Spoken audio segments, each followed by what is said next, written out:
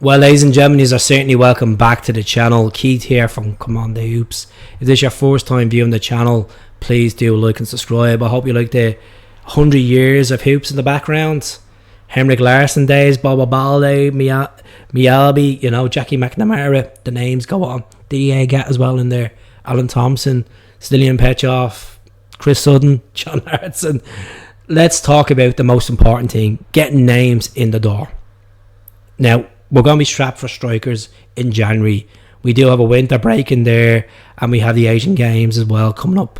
So the likes of Rio, Kyogo, Dazen, Yang more likely will be going to the Asian Games in the Middle East.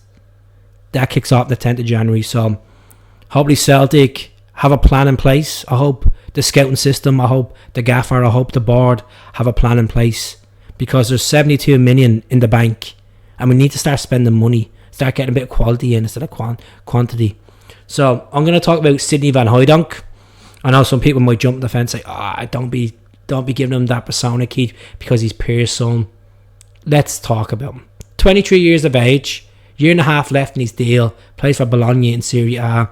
5 games this season, 50 minutes under his belt, 1 goal he's at the scoring so far this season. Spent alone in the Eredivisie of Holland last season. Scored 22 goals in 48 games. 22 goals.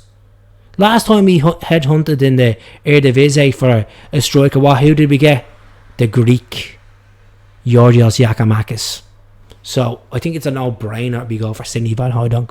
Reports from the Daily Record that Celtic have made an early inquiry of the availability of Sidney van Hooijdonk on a potential switch. Now, I don't know if this switch means a loan move or a permanent move. Hopefully it's a permanent move.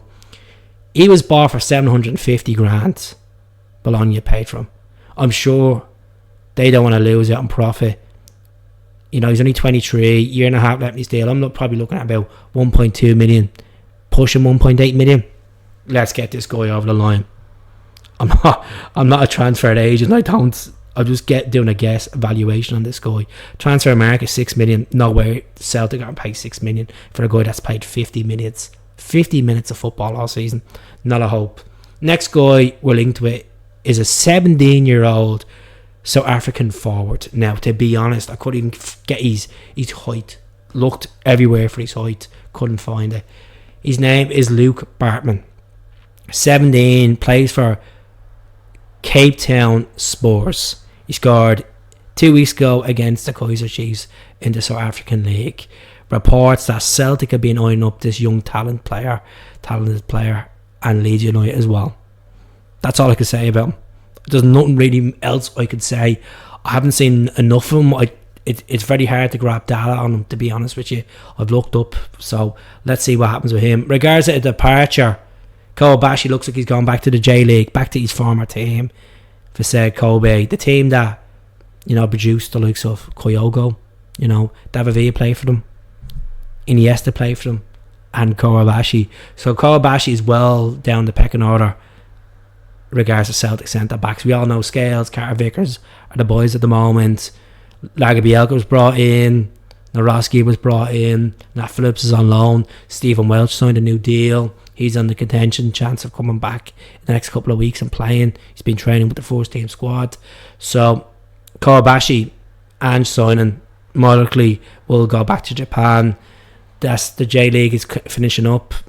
They're about to win the J League. They are per se Kobe. So let's see what happens in regards to his move back to Japan.